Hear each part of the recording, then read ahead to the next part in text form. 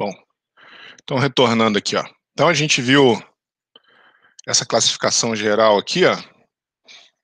Então a gente vai entrar aqui em cada um desses dispositivos e falar deles de forma geral, né? Ao longo do curso, alguns deles a gente vai ver com bastante detalhe, outros menos. Mas o que eu proponho agora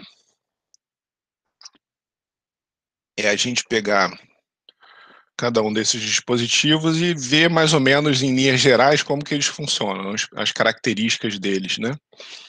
Uma turbobomba, um turbocompressor, um compressor de parafuso, uma bomba de parafuso, cada um desses aí. Então vamos começar com uma bomba de pistão, né? É uma máquina operatriz, fornece energia para o fluido de deslocamento positivo. Então aquela série de características das máquinas de deslocamento positivo alternativa. Por quê? Um pistão sobe e desce ali, né?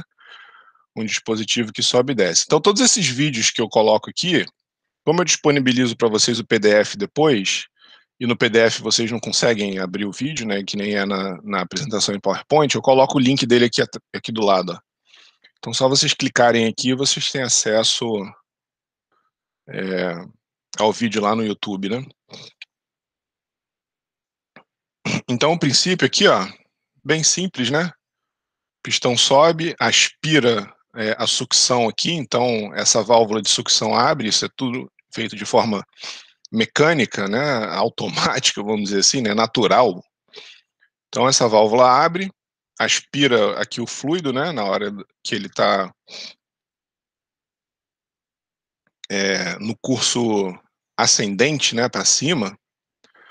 Então nesse momento aqui a válvula de admissão abre e a válvula de sucção fecha, também por causa da diferença de pressão, né? Observa que você está succionando aqui, a pressão aqui está menor do que a da descarga. Então essa válvula aqui fecha de forma, quer dizer, esse movimento de válvula de admissão e de descarga é feito de forma natural, automática, né? Aí na hora que faz o curso descendente aqui para baixo, né, a válvula de admissão fecha, né, de novo pela diferença de pressão, e a válvula de sucção se abre. Então ela fica aí nesse movimento alternativo eterno, né, é, é, succionando e pressionando, né, o fluido e bombeando ele para uma região de alta pressão, né, que a gente quer que a pressão aumente. Aí, ó, uma contraposição, ó, uma bomba alternativa é a bomba rotativa. Então, uma bomba de deslocamento positivo rotativa.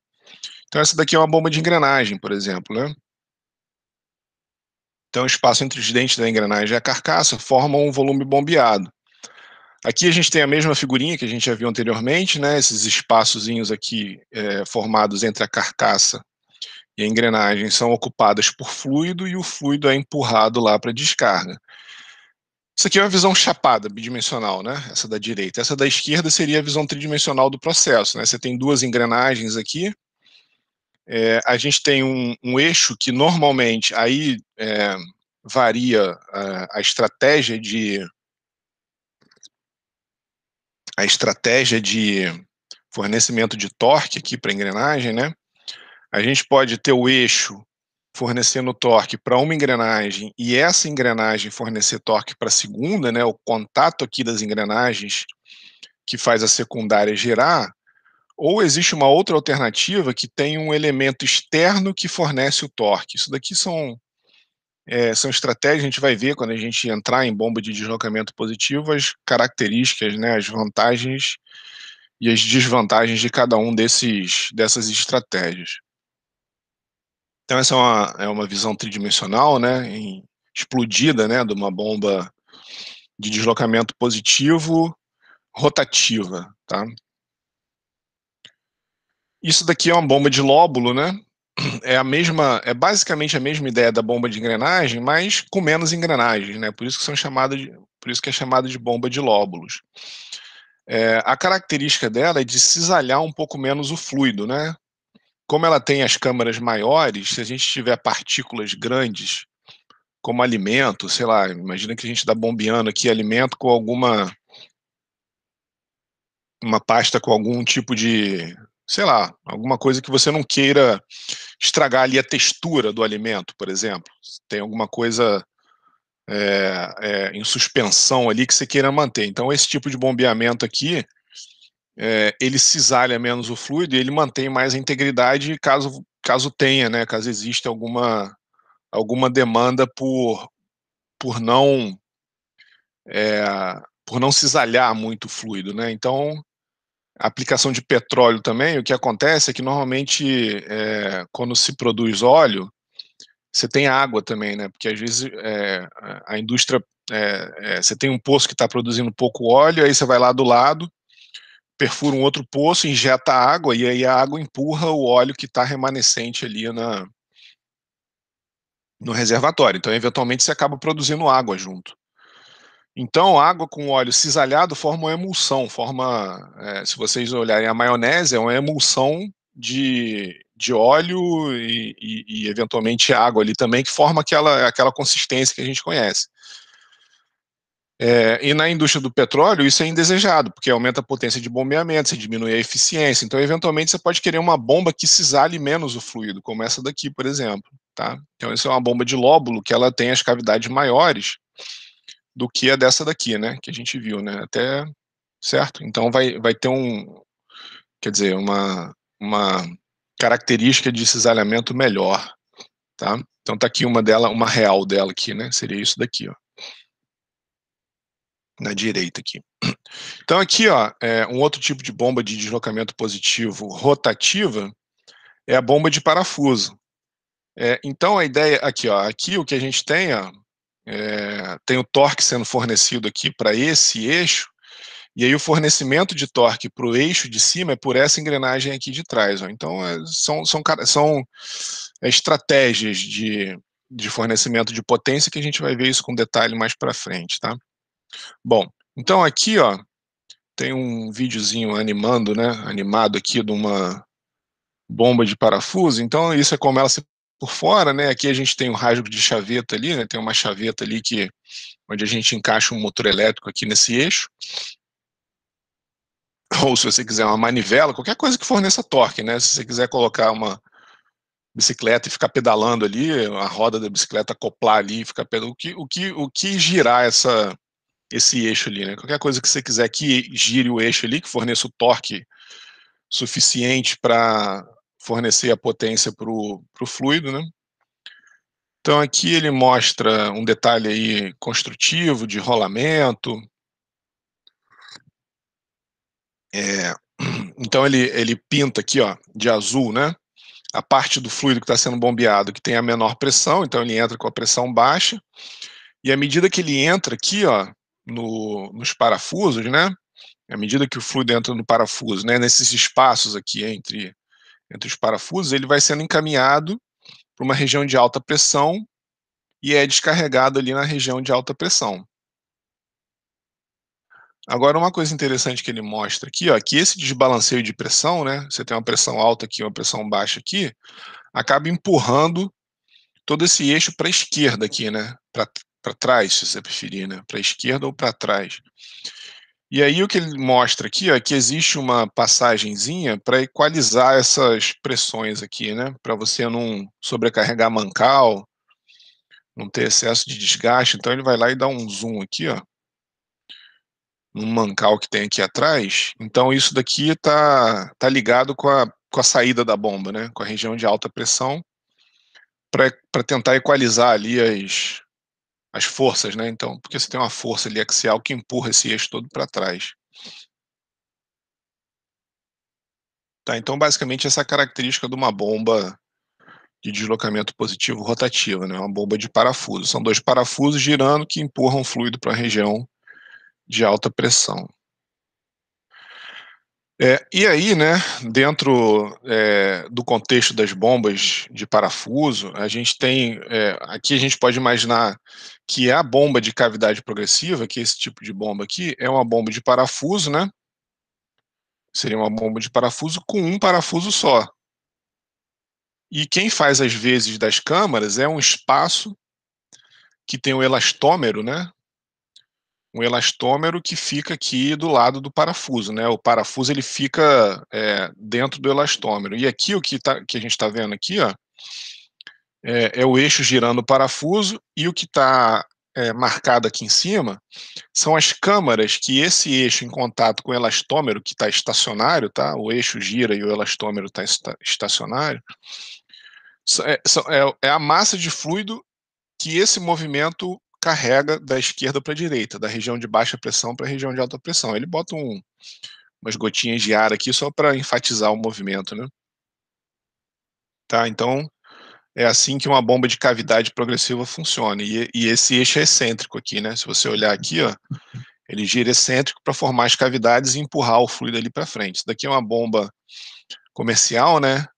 Então a gente tem aqui o rotor e o estator, que é o elastômero, né? O rotor normalmente é metálico. Aqui estaria a entrada do fluido, ele entra para cá e sai para lá, né? Aqui o motor elétrico, uma redução de engrenagem, que os motores elétricos normalmente giram numa rotação constante, né? Então tem que ter uma caixa de engrenagem para reduzir, porque essa bomba aqui gira numa rotação bem baixa às vezes, né? Aqui está uma foto de uma bomba de cavidade progressiva, né? Como é que ela se parece, mais ou menos. Normalmente ela é compridinha, assim, ela tem esse tubo na saída, que é onde está o elastômero e o rotor, né? O rotor e o estator. E aqui está cada elemento da bomba separado, né? Aqui o rotor, o estator, aqui a carcaça da bomba por fora, né? Aqui está uma visão em corte dela. Aqui seria a outra parte da carcaça aqui, né? Que encaixa ali e veda tudo. Certo? E aí, entrando agora nas bombas dinâmicas, né, as turbobombas, né, ou bomba dinâmica ou turbobomba, a gente tem a bomba centrífuga, que é essa daqui que a gente vai ficar talvez 70% a 80% do curso falando dela. Então, o que ela tem aqui, ó, ela tem o que se chama de impelidor que gira aqui, que aspira o fluido do olho do impelidor até a periferia do impelidor, e essa variação de direção do vetor velocidade aqui, que fornece quantidade de movimento angular, ou a energia para o fluido necessária para ele ser encaminhado para o escoamento, lá para o processo que ele está desenvolvendo. Aqui ele está, quer dizer, existe uma série, aquilo que a gente estava falando, né? Atrás você tem um motor elétrico, você tem uma caixa de selo e de mancal para suportar o eixo, mas a bomba em si é composta de uma carcaça e de um impelidor que gira ali dentro dessa carcaça. Então a gente tem diversos tipos de impelidor, né, para diversas finalidades. Tem o aberto para partículas sólidas, tem o fechado, que é mais eficiente, que aí você consegue conter o fluido ali no espaço fechado ali, né? Tá? Então o princípio de funcionamento é esse. A gente vai precisar relembrar, eu vou fazer isso aqui com vocês, os princípios lá da quantidade de movimento angular, né? As relações entre torque e quantidade de movimento angular, para relacionar o torque que é fornecido aqui no eixo com a quantidade de movimento angular que é fornecido para o fluido e que vai fazer com que ele ganhe energia e continue o escoamento dele ali pelo processo, né?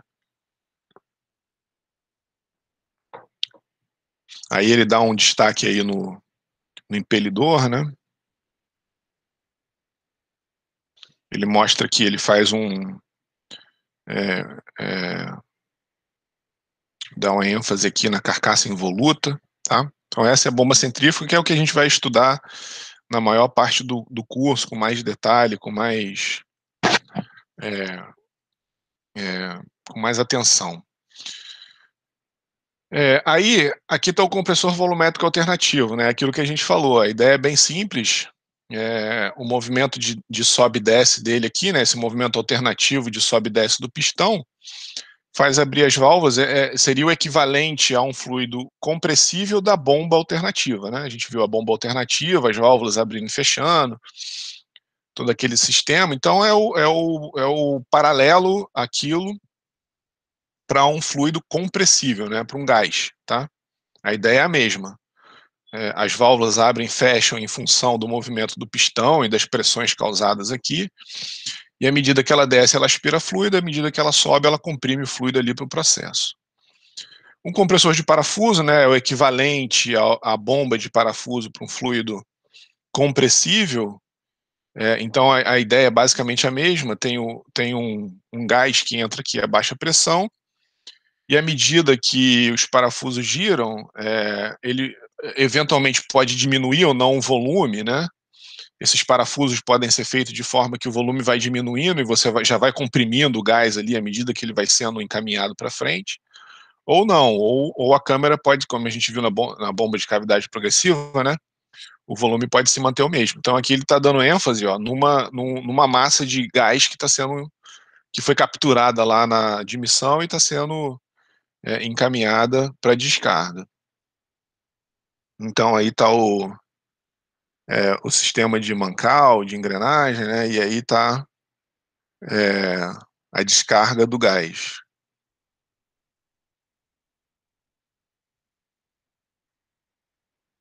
certo? E aí ele sai aí com alta pressão, ó.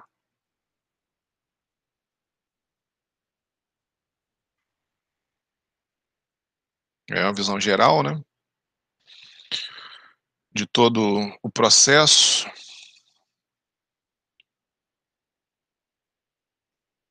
Aí você observa a quantidade de parafusos, né, porque gás você tem aquela regrinha lá de elemento de máquina, né, quantos parafusos você precisa ter para vedar o gás e o líquido, né, o espaço entre eles e tudo mais. Então, ó, tem bastante parafuso em volta aí. Bom, isso daqui é um compressor scroll, né, muito usado, são espirais defasadas. É uma máquina operatriz volumétrica, então, né, rotativa, porque ela tem os espaços fechados, o fluido está animado do mesmo movimento do elemento. Então aqui, ó, ele funciona assim, ó, são duas espirais defasadas, uma gira e outra fica parada. E aí, à medida que ela gira, ela captura o gás por aqui por baixo e por ali por cima, ó. Tem duas, ela de uma vez só captura o gás aqui e aqui embaixo, ó. Então ela tem essa câmara aqui, ó, que aproveita bastante esse movimento rotativo aqui, né. E aí ele encaminha o fluido lá para o meio aqui que está na pressão alta, né. Ó, ele mostrou ali indo da pressão baixa para a pressão alta à medida que o volume vai diminuindo, né. Como ele vai diminuindo ali o volume da câmara, ele já vai pressurizando e já entrega o gás em alta pressão. Tá? Então a ideia de um compressor scroll, isso é muito usado, tem muito ar-condicionado que usa esse tipo de compressor.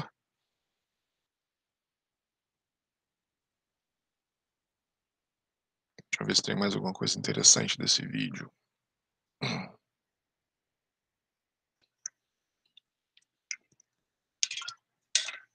Aí ele fala alguns detalhes de isolamento, porque você tem que ter uma tolerância muito apertada, né? Que você deve ter um desgaste ali porque você vê, eles estão girando muito e numa velocidade alta e defasado, deve ter uma questão de desgaste ali, de tolerância de fabricação bem apertada, né? Para as coisas funcionarem direitinho e não ter. E aí tá mostrando os selos, né? Alguns selos da base, selo lateral, selo superior, e não ter excesso de desgaste, né? Pelo próprio princípio de funcionamento do dispositivo.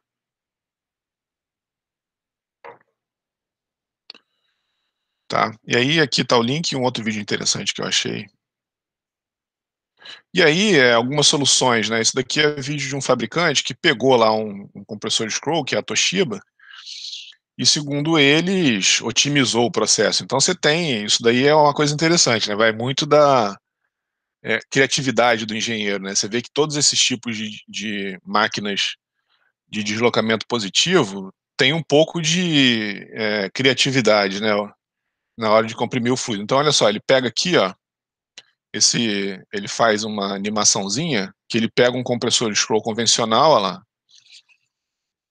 e o que que a Toshiba fez para otimizar, né? Então, sei lá, diminuiu, passou o motor para cima, reduziu o tamanho e aí construiu aí tá o compressor em si, né? Botou para baixo por algum motivo de engenharia. Aí o negócio ficou mais compacto e aí ele está comparando, né? Aqui na esquerda é o compressor deles e o da direita é um compressor scroll convencional. E aí, ó, ele faz um corte, aí o compressor convencional e o Twin Rotary Compressor, que é o da Toshiba aí. E aí ele mostra por dentro como é que funciona, né? Eventualmente ele faz um código de cor aqui, quer ver? Ele tem esse sistema de válvula que empurra, esse mecanismo que empurra esse disco excêntrico aí, ó. E aí ele admite por aqui, e eventualmente empurra o fluido pela periferia e entrega ele a alta pressão por esse lado aqui, certo? Então ele admite por aqui e entrega para cima, né? Sai a 90 graus. E é esse movimento desse discozinho em volta aqui da carcaça que pressuriza o fluido, né? Então, segundo ele, isso foi uma evolução, né? Segundo aí o fabricante, essa foi uma evolução do compressor Scroll aí. E aí tem um em cima e um embaixo, né? Observa que tem um aqui embaixo que manda o gás pressurizado também, tá? Então tem as soluções, né? Então essa questão é, dos compressores alternativos é sempre uma questão muito de criatividade, do que o engenheiro pensou, como que ele fez e como que otimiza isso para reduzir o consumo de energia e aumentar a potência ali de hidráulica, né, fornecida para o fluido, né? Então, os compressores dinâmicos agora, né, a gente viu os compressores alternativos, vamos ver os compressores dinâmicos ou os turbocompressores. Um deles aqui, esse daqui vocês já viram lá em termodinâmica, né? Ou máquinas térmicas, ou verão ainda, que é o compressor de uma turbina a gás, né? Então, a primeira coisa que a turbina a gás, né, a turbina de um avião, por exemplo, faz, ou a turbina para fornecimento lá de energia elétrica, uma turbina a vapor, a primeira coisa, de forma geral, né, depois que o ar entra, é comprimi-lo, né? Então você tem uma série de compressores, de turbocompressores, que a compressão é obtida nessa série de palhetas aqui, umas que giram e outras que estão estacionárias. E aí é justamente o efeito da variação da quantidade de movimento angular aqui do fluido que faz com que você forneça energia para o fluido. Você vai reduzindo o espaço e vai fornecendo quantidade de movimento angular para o fluido aqui pela variação do vetor velocidade aqui, né, ao passar por cada uma das pás aqui. Então ele vai sendo comprimido, né, à medida que ele vai passando aqui por todos os conjuntos de pás, chega na câmara de combustão uma massa grande de ar, né, porque você pegou um volume de ar e fez ele ocupar uma massa pequenininha. Então você foi comprimindo, então a massa grande de ar chega aqui na câmara de combustão, e aí na hora que ele passa pelo bocal aqui na saída, né, que ele expande, aí ele fornece o empuxo necessário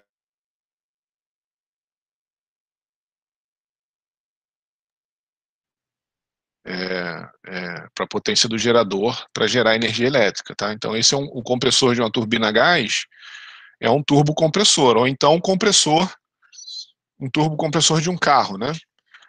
A gente tem no mesmo dispositivo uma turbina que na verdade é mais ou menos a mesma ideia aqui da turbina do avião a jato, né? Porque na verdade o efeito da turbina aqui, ela só é necessária para fazer o compressor girar, certo? Numa turbina a vapor, o efeito da turbina é para a gente fornecer potência de eixo para alimentar um gerador. A turbina do avião tem outra finalidade, né? A turbina do avião é criar empuxo. E aí o que a gente chama de turbina é um dispositivo só para fazer o compressor girar, passar os gases aqui pela câmara de combustão e na saída, o formato aqui do bocal de saída que fornece o empuxo para o avião ir para frente, né? A reação a esse empuxo que faz o avião ir para frente. Numa turbina a vapor, o que a gente quer é fornecer trabalho de eixo, na verdade. Uma pequena parte da potência fornecida pela turbina é que volta aqui para fazer o compressor funcionar, né? A outra parte é que vai gerar potência de eixo, certo? Na turbina do carro é mais ou menos a mesma coisa. A gente tem os gases de exaustão aqui, né, que saem depois da queima, né? Eles ainda saem com uma certa energia, e aí eles passam por uma turbina que recebe a energia do escoamento, né, e aí de uma maneira que a gente vai estudar no final do curso, né, converte a energia, né, converte as velocidades aqui, a variação da quantidade de movimento angular do fluido em torque, né, se vocês lembrarem lá do teorema do transporte de Reynolds para a variação da quantidade de movimento angular, que é o que a gente vai fazer, ele justamente relaciona a variação da quantidade de movimento angular do fluido com torque, né, com torque gerado aqui, o teorema do transporte de Reynolds, né, com torque gerado no eixo. Então a gente vai fazer toda essa análise numérica para demonstrar como que isso acontece. E aí a gente tem um torque aqui que gera um compressor, aí ele faz o contrário, né? Ele pega uma quantidade de ar que entra no motor e comprime, né? Ele pega essa quantidade de ar e faz ele ocupar um volume menor, e aí você tem uma massa de ar e combustível maior indo para o motor, tá? Então isso que um compressor do carro faz, tá? Isso aqui seria aqui teria aquela voluta, né, que a gente vê lá, muito característico dos turbocompressores, em volta aqui, né, a carcaça em voluta, e aí saindo e jogando lá para dentro do motor do carro, tá?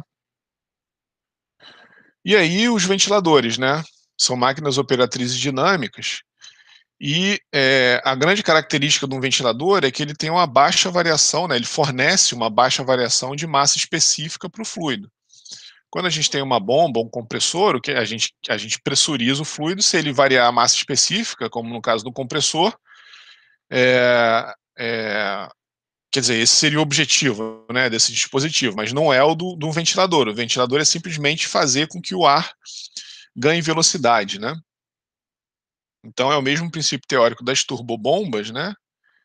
Que é um dispositivo girando e a gente fornece energia para o fluido a partir do movimento, né, desse elemento que gira, mas não tem a conversão de velocidade em pressão. A gente só quer aumentar a velocidade do escoamento, tá? Então aí se houver grande variação de ΔP, o que a gente tem é um turbocompressor, tá? Então aqui isso daqui é um ventilador típico, né, que é usado em ar-condicionado, quem já viu um por dentro, normalmente esses ar-condicionado de janela tem um ventilador desse tipo aqui. Isso daqui é bem parecido com o ventilador ali, essas ventoinhazinhas de computador, de dispositivos eletrônicos, né? Aqui um ventilador industrial, tá? A gente nem vai ver, na verdade, a gente não vai ver nada de ventilador no curso. E aí, né, agora falando das máquinas motrizes, a gente tem o desenvolvimento desse tipo de dispositivo é bem antigo, né? Na verdade, remonta lá dos anos 1000, talvez, ou até antes. Se der mole, na época do Império Romano já tinha. Eu acho que o Arquimedes, né? Tem a bomba lá de Arquimedes que é bem mais antiga, que ele desenvolveu um parafuso para levar fluido de uma região baixa para uma região alta. Então esses dispositivos são antigos, as ideias são antigas, né?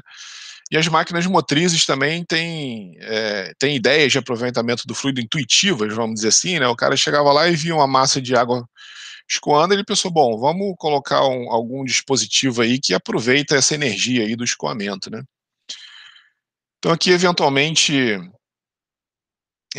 esses dispositivos eram usados para acionar moinhos, ou com água ou com ar, né, os moinhos de vento, ou mais recentemente algum tipo de gerador pequeno, certo?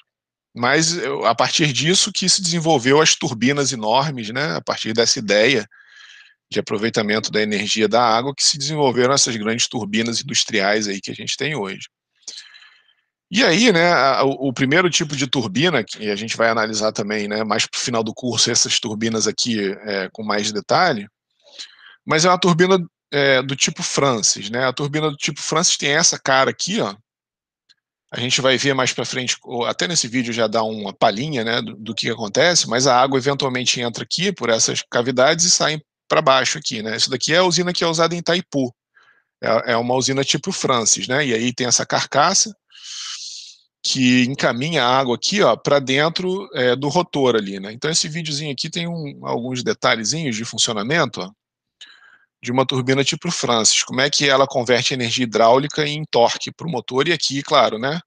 Daqui vai lá para um gerador, né? Aqui tem um eixo aqui, ó, um main shaft aqui, um eixo principal, que joga o torque lá para o motor, né, para um gerador, desculpa, para um gerador de energia elétrica, eventualmente, né.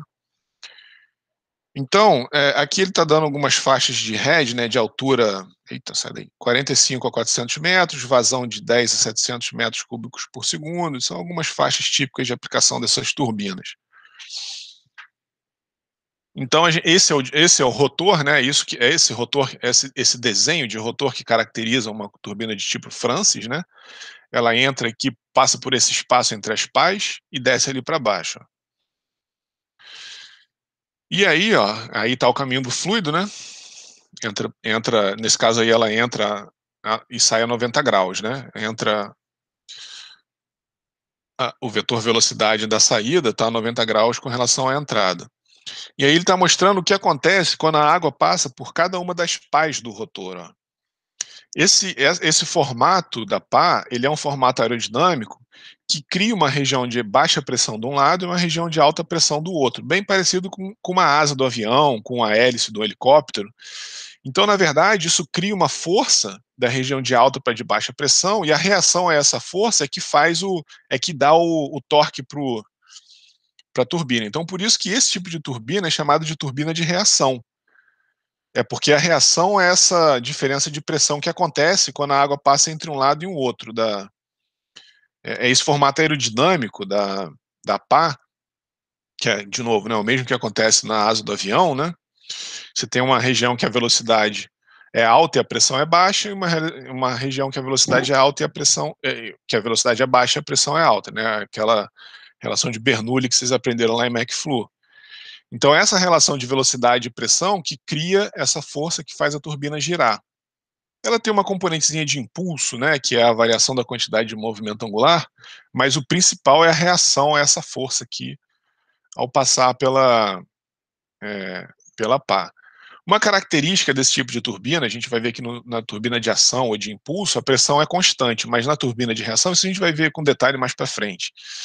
Mas numa turbina de reação, a pressão cai ao passar, quando o fluido passa. Tanto a energia cinética quanto a energia de pressão caem quando o fluido passa pela turbina. Essa é uma característica desse tipo de turbina, a gente vai ver por quê mais para o final do curso. E comparar isso com outros tipos de turbina também, tá? Ainda está um pouco prematuro para falar disso agora, mas só para dar uma palhinha. Aí está o eixo, né? Então o torque fornecido aqui pela variação de quantidade de movimento angular do fluido movimenta o eixo que está ligado num gerador ali para fora, né?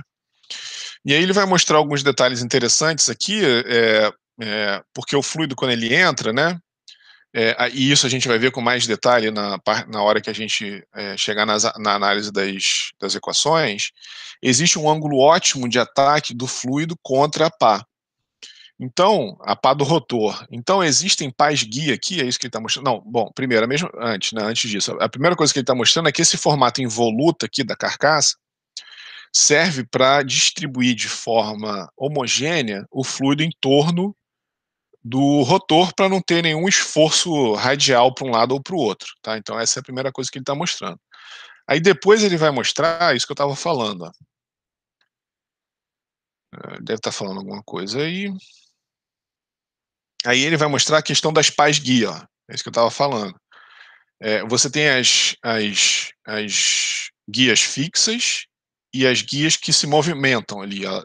Observa aqui em cima que tem uma série de uns eixos aqui que fazem esse movimento de abrir e fechar, que justamente vai controlar o ângulo em função da vazão ou em função da demanda por torque aqui, para otimizar o vetor velocidade que, aqui ó, aqui ele vai variar a vazão, para variar o vetor velocidade que atinge o rotor.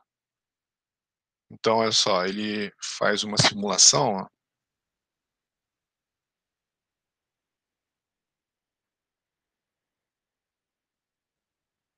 Olha lá, a vazão baixando, e ao mesmo tempo que a vazão baixa, essas pás aqui essas pás guia aqui, ó, elas se fecham ou se abrem em função da vazão,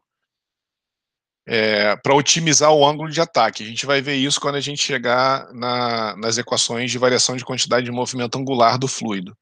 Por que que existe essa demanda pelo vetor velocidade ter um ângulo específico na entrada, tá? Por que que isso acontece? Deixa eu ver se tem mais alguma coisa. Esse elemento aqui na saída, né, esse tubo na saída, ele tem um formato que aumenta a área para a velocidade diminuir e a pressão aumentar. Isso cria uma depressão aqui na saída da bomba e aumenta a eficiência, porque você aspira o fluido com mais eficiência do que se não tivesse isso daqui, né? Se você tirar essa rede de tubulação aqui, ele sai na pressão atmosférica. Mas se você criar uma região de alta, como ele ainda tem uma certa energia cinética na saída, esse tubo aqui, ele é parte da turbina. A turbina vem desde da carcaça aqui, né? Até a turbina, isso daqui comprime a turbina ainda, né? É um elemento da turbina. Então, essa tubulação aqui, que em inglês chama draft tube, ele faz com que a área aumente e a pressão diminua aqui na saída para aumentar, para aproveitar um pouco da energia cinética ainda do escoamento, do que simplesmente jogar esse fluido para a atmosfera e não aproveitar, né? Essa energia que tem ali, tá certo? Então essa é a turbina de Francis. Agora a turbina de Kaplan. A turbina de Kaplan, ela foi inspirada na hélice de navios. Então você observa que ela tem bem a forma da hélice do navio, mas a ideia é o contrário, né? Em vez de ela girar e fornecer energia para o fluido passa por ela e retira a energia do fluido. E a grande característica da turbina de Kaplan, frente a uma turbina de hélice, né, é porque se você olhar aqui, ela tem um mecanismo que permite que a hélice gire, que todas as hélices girem. E é isso que diferencia uma turbina de hélice de uma turbina de Kaplan. E ela faz isso pelo mesmo motivo que eu falei anteriormente da turbina de Francis. Existe um ângulo ótimo que o fluido tem que chegar na turbina. Em função da vazão, o operador gira ali, né? Então aqui deixa eu só comentar aqui que ele está mostrando que esse tipo de turbina, para head bem baixinho, tá vendo? 2 metros, é mais ou menos o pé direito de um prédio, né? Até 25 metros e vazões altas. Então, tem também as pás guia aqui, né? Para ajudar a otimizar o ângulo de ataque, mas começando pela carcaça, a ideia é a mesma da turbina de Francis, ó. A carcaça é feita dessa forma para otimizar a distribuição de fluido em torno ali da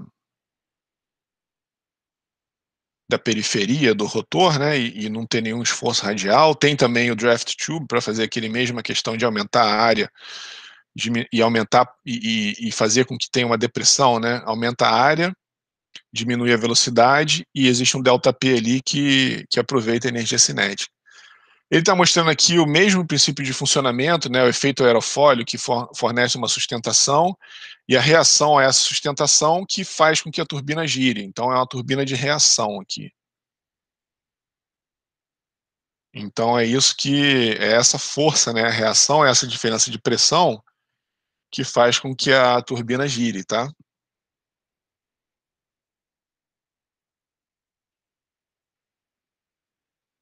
É uma máquina de fluxo axial, porque o escoamento entra e sai na mesma direção. Ele não muda de direção.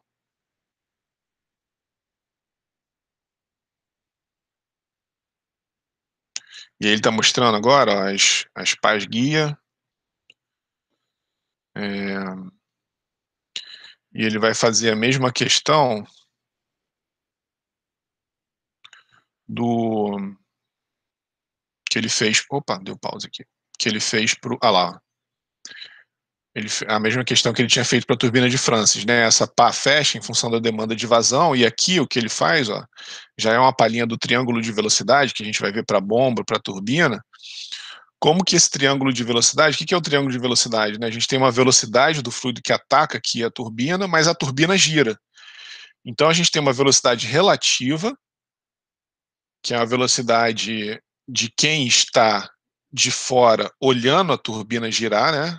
Como o fluido atinge a turbina para uma pessoa que está de fora do referencial, fora do eixo, da turbina, né, ou fora da pá da turbina. Essa é a velocidade absoluta de quem está do lado de fora, a velocidade do fluido atacando ali, a pá da turbina, e a velocidade absoluta que a turbina está girando, velocidade U, que é ômega R, né, velocidade de rotação vezes o raio. Então a gente tem uma velocidade relativa ômega aqui, que é a composição W, né, que é a composição dessas duas velocidades. A primeira coisa que ele está mostrando aqui, né, que como a hélice tem um R diferente ali, você tem esse formato da hélice é feito para compensar justamente a diferença do U aqui, né, que é maior ali, e tem um ângulo ótimo aqui. Basicamente, o ângulo ótimo ele tem que entrar tangente a pá. Então, se a pá está nesse ângulo, a velocidade absoluta, a composição da velocidade absoluta com a velocidade absoluta do fluido com a velocidade absoluta da pá, ela tem que dar uma velocidade relativa que é tangente à pá ali, né? Então a gente vai ver por que mais na frente, né? Essa é a condição ótima de entrada. Então, se a vazão varia, essa componente V varia aqui também, né? Então é isso que ele vai mostrar agora. Como que o ângulo dessa hélice aqui varia em função da variação da vazão e da velocidade de rotação aqui, né? Como que ele mexe nesse ali, ó.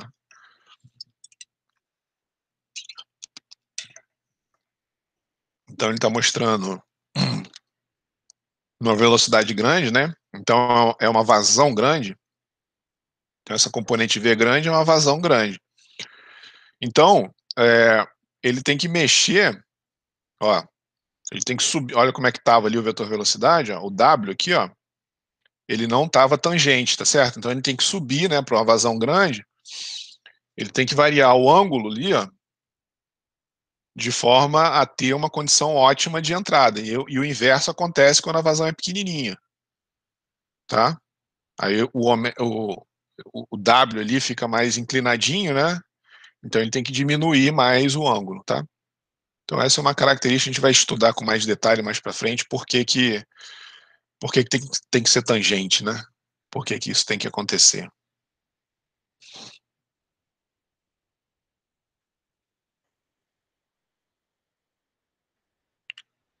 Bom, aí alguns detalhes, controle de vazão, controle esse swirl, difícil falar essa palavra em inglês, né? Swirl. É que na verdade, isso é o seguinte, né? Se o fluido ele gira muito, se ele muda muito a direção na entrada, ele também causa uns fenômenos indesejados. Então, o ideal é que o fluido entre bem comportadinho, bem laminarzinho, né? O mais direto possível ali na pá. Então, essa pá também faz com que você encaminhe o fluido para ele entrar no ângulo certinho ali pela pá, tá certo? Essa daqui é uma turbina de Pelton, né? Essa turbina aqui, ela funciona, ela é uma turbina de ação ou de impulso. Acho que eu dei play nos dois aqui. E ela acontece porque é efetivamente o mesmo efeito que você tem do impacto de partículas sólidas, né? Então, o impacto aqui das moléculas de água nessas conchinhas é que fazem com que ela gire, tá? Esse outro vídeo aqui mostra um pouco mais de detalhe as conchinhas, mas é justamente o impacto dessas conchinhas ali, da água nessas conchinhas, e aí ele está mostrando uma série de controles aqui desse tipo de turbina. Ó. Ele pode fechar aqui essa agulhazinha, aumentar a velocidade, mas ao mesmo tempo você diminui a vazão, porque a área ali diminui. Então tem uma condição ótima para você extrair o torque aqui, né, desses dispositivos, tá? Então ele está mostrando aqui, ó, na medida que ele varia ali em cima, a agulha varia, e aí a velocidade, né, você tem um m.v, né, você tem uma certa quantidade de movimento linear que atinge ali o eixo ali da turbina, né.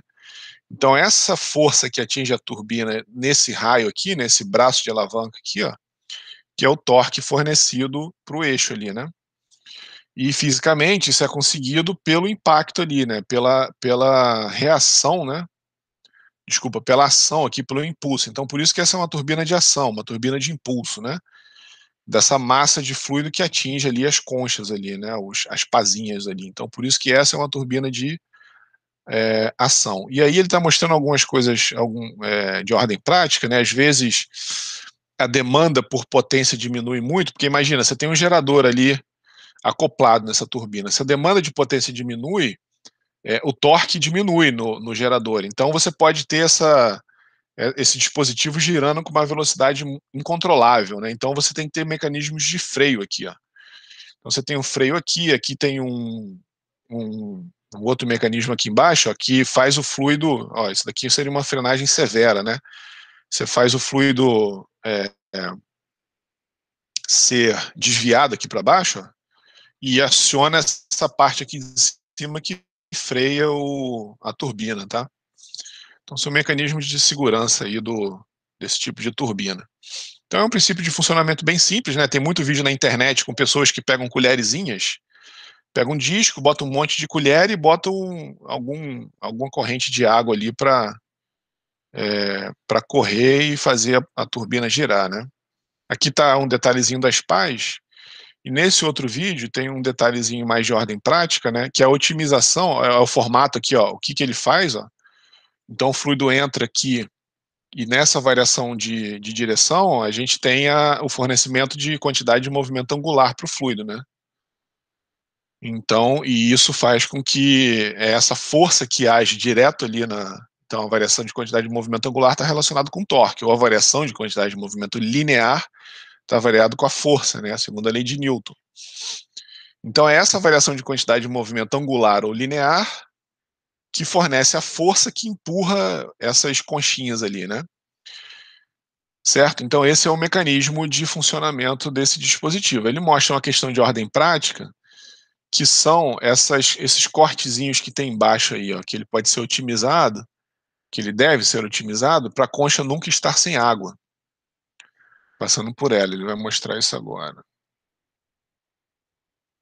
Deixa eu adiantar aqui. Onde é que ele mostra isso? Ó, ali, ó, é agora. Se tiver pouca concha lá, o jato passa e não atinge a concha, tá vendo? E ele tem esse cortezinho, né? Ela tem esse cortezinho justamente para essa concha da frente não interferir na concha de trás, tá vendo? Isso daqui é a condição ideal, ó. Na hora que essa concha aqui sobe, ele já começa a atingir essa outra concha, né? Então tem essa questão de ordem prática aí da turbina de Pelton. Deixa eu ver se tem mais alguma coisa. Ele tem algumas questões conceituais aí. Aí ele dá um detalhe aqui, ó, na pá, como que é o formato dela, como que acontece, né? Como que esse fenômeno fornece força ali, ou torque, né? Para o eixo, é a variação da quantidade de movimento do fluido, seja ela angular ou linear, então é isso que ele está falando, a força é a quantidade de movimento que sai menos a quantidade de movimento que entra. E aí tem um ângulo beta, a gente vai ver como otimizar esse ângulo beta quando a gente chegar lá na parte de estudo dessa turbina. A velocidade é a mesma, e a pressão é a mesma, né? Se vocês lembrarem lá da turbina de reação, existe uma diferença de pressão entre a entrada e a saída, tá? Então aqui não existe, nesse caso não existe. Então, o que a gente tem aqui, ó, é que o P, né, a quantidade de movimento, é o mv aqui, né? É a quantidade de movimento, é a força de impulso que está sendo jogado aqui, vezes a velocidade Isso a gente vai ver com detalhe também, tá? Velocidadezinha da pá ali. Então, porque ele está se movendo, né? Porque a gente tem que fazer uma velocidade relativa aqui, né? Porque você tem a velocidade do jato para lá, mas a pá também está indo para lá. Então, ele mostra aqui, a gente vai ver como que ele chega nesse critério ótimo aqui, ó. Que se a velocidade do jato for igual a das pás, é claro, a força é zero. E se ela tiver parado também, né, se a velocidade for zero, também é zero. Então, quando a velocidade de rotação desse cara for metade da velocidade de rotação da velocidade do jato, é onde a gente consegue as maiores forças aqui, ó, tá? A gente vai ver por que isso, a gente vai deduzir, chegar nessa expressão. Talvez vocês já tenham visto isso em McFlu, não sei se o professor na época mostrou isso, eu no curso de McFlu vou mostrar, mas esse é o critério ótimo aqui, tá? Beleza? Então, são 10 horas. Deixa eu ver o que tem mais para frente aqui. Aí tem mais alguns detalhezinhos da turbina de Pelton. Amanhã a gente continua daqui. A gente continua falando da turbina de Pelton. Deixa eu parar a gravação aqui.